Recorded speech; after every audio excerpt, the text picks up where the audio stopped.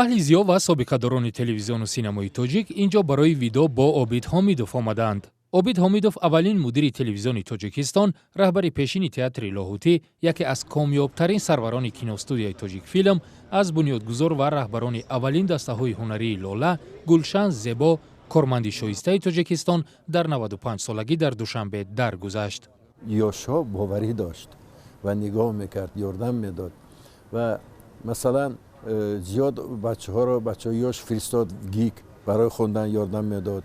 Бачаҳо фиристод барои донишкадаи ҳунарпешагӣ, актёрское отделение.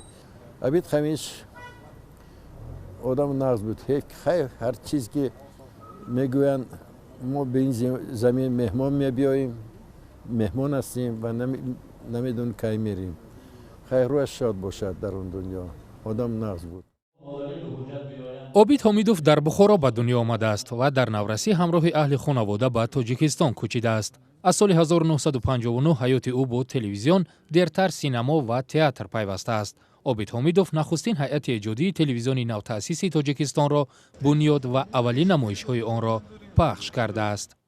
мо ҷавоно меомадем аз он кас маслиҳат мепурсем, ҳамеша аз маслиҳати он кас истифода мебурдем.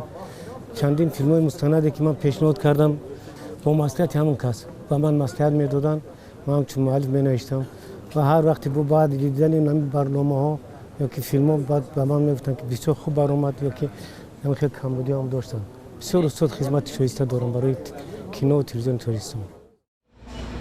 дар солҳои 1960 сарварии киностудияи Тоҷикфилм ба зиммаи Обид Ҳомидов гузошта мешавад ва дар ин давра аввал филми Парчами Кова ва сипас силсилаи филмҳо Бар пояи Шоҳнома ва ҳам филми Ситораи дар тирашаб дар бораи Алома Аҳмади Дониш ба навор бардошта шуданд.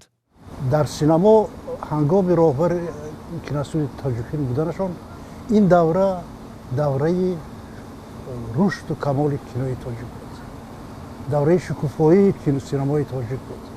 дар давраи роҳбарии Обид Ҳомидов чунин филмҳо ба мисли силсилаи филмҳо аз рӯи Шоҳномаи Фирдавсӣ, филмҳои Шаҳрзод, ин филмҳое ки дар миқёси ҷаҳонӣ шинохта шуданд ва онҳо дар сатҳи ҷаҳонӣ ба навор бардошта шуда буданд.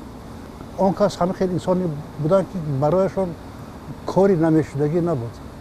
чӣ коре ки набошад, албатта чӣ масъалае ки набарояд, чӣ масъалаи эҷодӣ, чӣ ташкилӣ, албатта он кас ҳал мекард.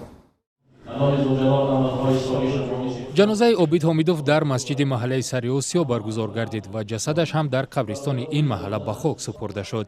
аз ӯ 3 писар боқӣ мондааст ки ҳамагӣ соҳаи киноро интихоб кардаанд.